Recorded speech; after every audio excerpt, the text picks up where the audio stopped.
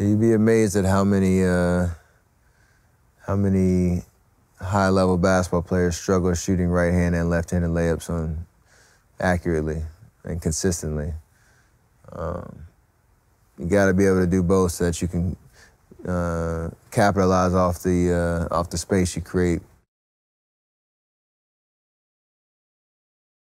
Finishing at the rim is all about recognizing where you are in relation to the basket and the defense.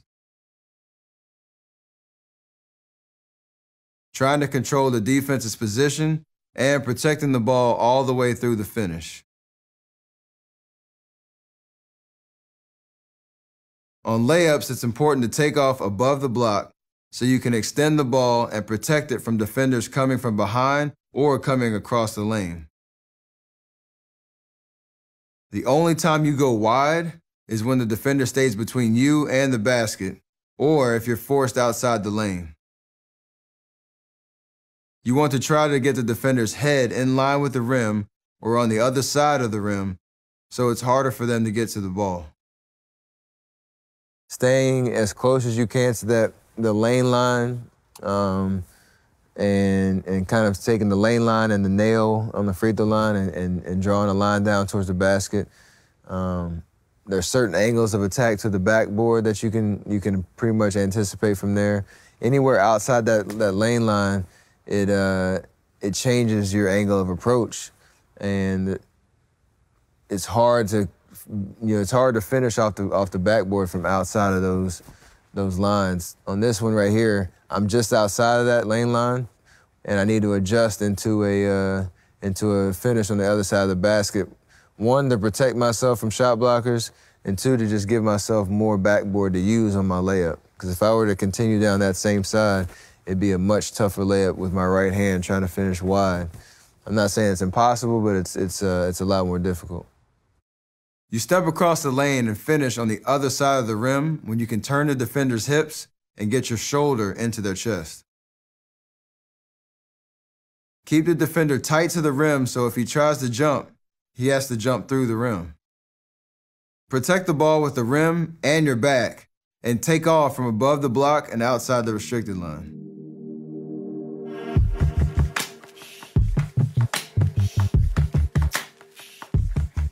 The pass, not knowing it was coming.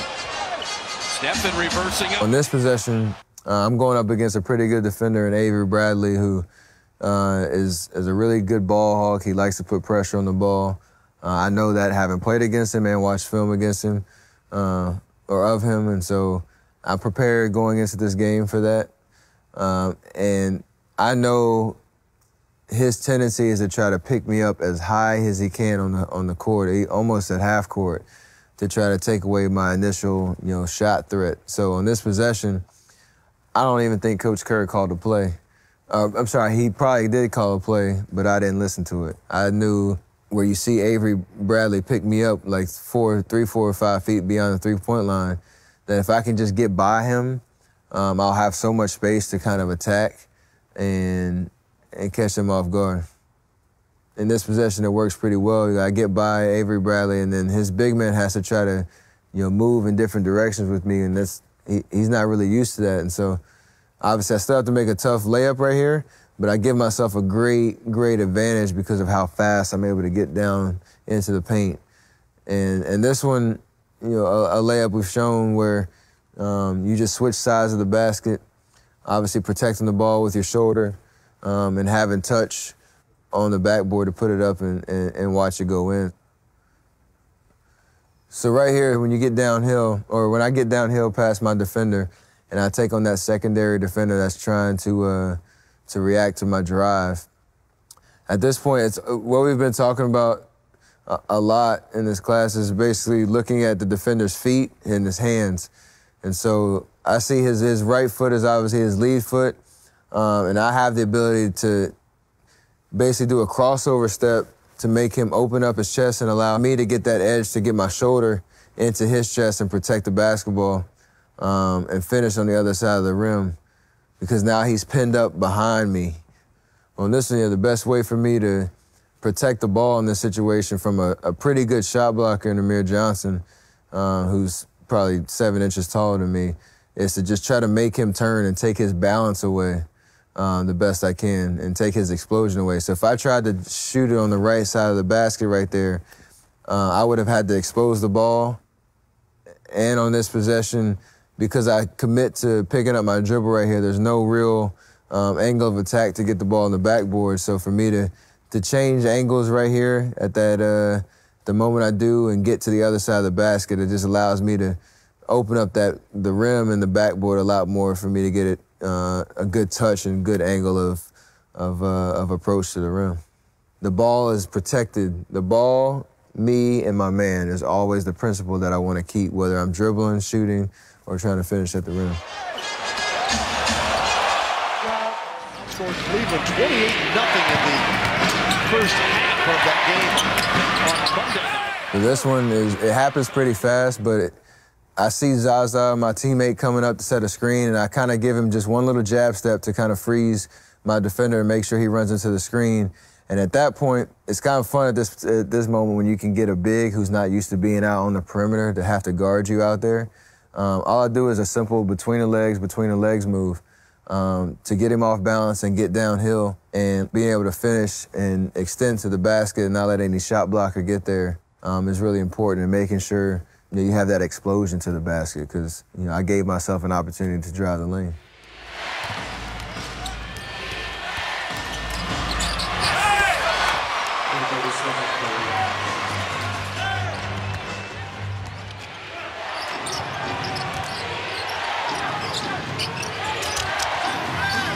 So right here, most of the time you see me with the ball in my hand, either doing a dribble move or coming down and getting a jump shot. But a lot of times I'm able to get baskets off the ball cuts, we call them. So I'm kind of lulling my defender to sleep on the other side of the lane while my big guy Zaza has the ball, and I basically just do a slash cut right in front of his face. Same principle here, but protecting the ball. I use my left shoulder to keep the defender away from the basketball, and I'm just able to have a clever, crafty finish off the glass. Very simple play, really. It's just a matter of getting that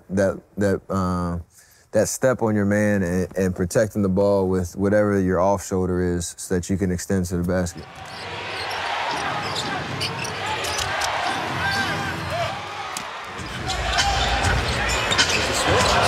Another example of protecting the basketball after doing a very simple, double crossover move, but keeping my feet in balance, keeping everything underneath me.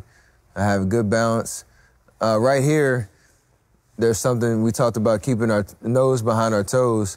I could do a little bit better job on this point of staying, in balance when it comes to not lunging over and keeping everything underneath me in a solid base. But there's subtle detail I can work on, but for the most part, getting down the lane and finishing at the rim, making sure no shot blocker can get to the ball. That's very important.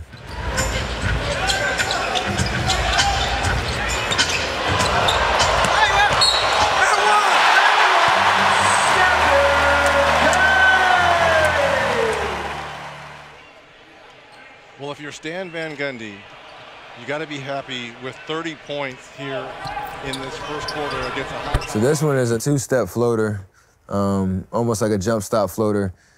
Looking at this play at the beginning with, though, I could have rushed that pick and roll because I'm not really in position to take that screen right now. I'm way too high and way too high up the court to really utilize the screen my teammate's trying to set for me. But I do a subtle little hesitation dribble just to allow my screener to move up just a little bit to be able to get that contact.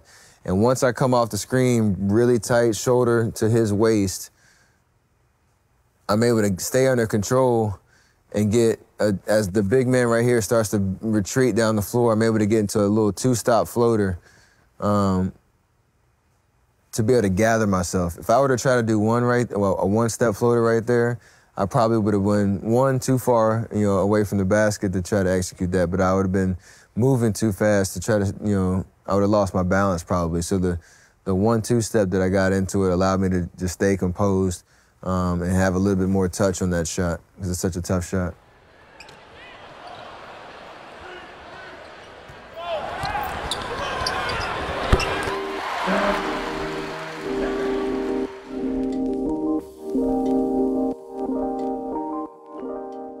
This isn't a way to talk about different finishes. On this one, we got the 2-foot floater, and it's really important to keep your feet shoulder width apart, keep them squared up to the basket. You want to be explosive in your drive going into it so you can keep whatever leverage you've gained and keep creating that space. But it all leads into that 1-2 step, 2-footed floater that you're under control. And same kind of concept. I don't want to take off from there and then go 2 or 3 feet in front of me and be in jeopardy of getting an offensive foul call if somebody were to try to take a charge. It's all about staying under control and having touch and feel in that kind of shot. And that last pound is pretty aggressive, so I can get into my shot. And we can do that shot right-handed or left-handed. That's the key to being a great finisher, and the paint is being versatile with your finishes. So if I have a defender on my right side, I can keep him at bay with my right shoulder, like I do right there, and finish with the left hand so I keep it away from any kind of shot blocker or any kind of outstretched arm. If all the footwork's the same, though.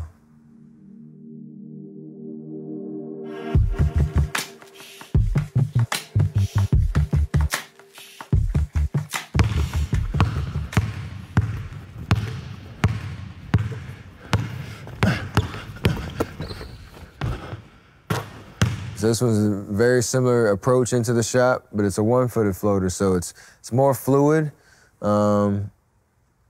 If you're starting from farther out and you're kind of going downhill and you decide to shoot that shot at the last minute, that's mostly when you're going to go into a 1-footed floater. But it's all about, again, being under control and not going outside of your space to shoot that floater and being,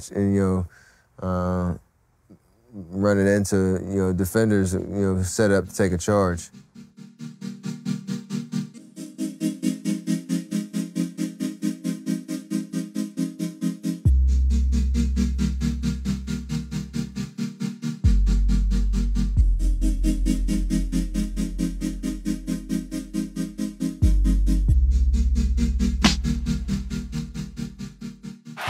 They've gone to Iguodala. So that's a 1-foot floater, right-handed shot. Obviously, there's a simple pump fake here. I'm a threat to shoot now because they know I like to shoot that shot most of the time, and so Kyrie has to honor that and he has to respect that. And so when I pump fake, he launches at me, and I'm able to go around him. And from there, I'm getting into my floater. I'm under control the whole time. So even though I'm going downhill pretty fast, my last step is really hard into the ground. I find my arch. I'm able to explode up, and I'm under control. So that defender actually runs into me. And it doesn't really affect my shot, obviously, because I make it, but I'm able to draw the foul because I'm under control and my defender's not.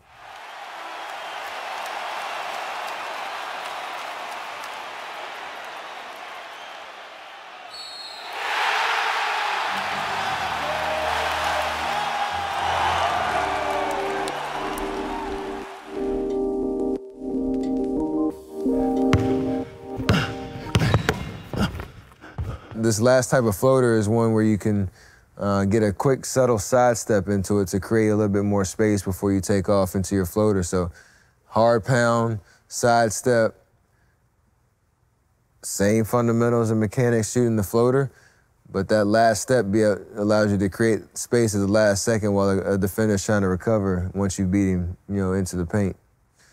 And we do the same thing right hand and left hand. Same fundamentals. Getting the ball in the shooting pocket, not letting the ball drop too far low on your body, keeping it right in that shooting pocket the entire move. Finishing with a high, soft follow-through, squared up to the basket.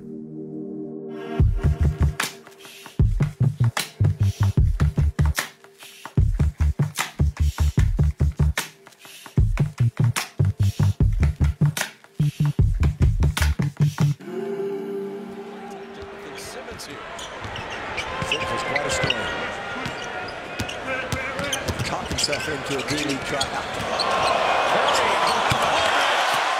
Another one-handed floater that is very, very important to utilize when you get into the paint. Obviously, I'm one of the shorter guys out there, and there's all these tall, long shot blockers that are going to try to bother my shot when I get in there. So the one-footed floater is nice because it's a quick attack.